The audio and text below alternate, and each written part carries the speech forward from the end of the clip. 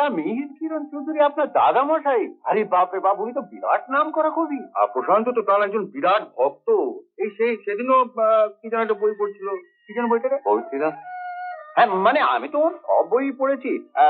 তুই কোন বইটার কথা বলছিস বলতো? আরে বাবা, ওই তো ওই রাজপথে আসবার আগে যে বইটা পড়ছিলি, কি নামটা বল না। ও, রুদ্রাবৃত বেদনা, ওটাই তো দাদুর লেটেস্ট সিরিজ। হ্যাঁ হ্যাঁ, রৌদ্র বেদনা। একদিকে যেমন রৌদ্রের জ্বালা, অন্যদিকে বেদনার ঘনঘোর ঘটা। শুনুন, একদিন কিন্তু ওর সঙ্গে আলাপ করতে আপনাদের বাড়ি চলে যাবো। হ্যাঁ, নিশ্চয়ই আসবেন। আপনারা ওর কবিতা পড়তে ভালোবাসেন শুনলে দাদু ভীষণ খুশি হবে। হ্যাঁ, ওর সঙ্গে আলাপ করে আমরাও খুব খুশি হব। কি বল প্রশান্ত? অযোধ্যার প্রথম নবাব বাদশাহ গাজীউদ্দিন এটা তৈরি করেছিলেন। তার 3 জন বেগমের কবরের উপরে এই শাহনাজাব গড়ে উঠেছে। বুঝতে পেরেছো, আমাদেরও সঙ্গে সঙ্গে কবর হচ্ছে। হ্যাঁ, কি বললে? ও, একটা ভালো কথা। কলকাতা ফেরার রিজার্ভেশনে কি হলো? হ্যাঁ, প্রশান্ত, লাকিলি পরশু 6 জনের রিজার্ভেশন একসঙ্গে পাওয়া গেছে। লাকিলি ফাকিলি কিছু নয়, অনেক চেষ্টা করে জিনিসটা করা গেল, ওই আর কি। এ করে হোক বাবা, পাওয়া তো গেছে।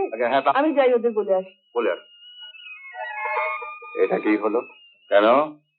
একদিকে রৌদ্রের প্রখর জাল আর অন্যদিকে বেদনার ঘোর ঘন ঘটার মধ্যে দিয়ে ঘটনাটা যেদিকে এগুচ্ছে সেটাকে আরেকটা এগিয়ে দেওয়া হলো বন্ধু। কোন দিকে যাবি? ওদিকে না এদিকে?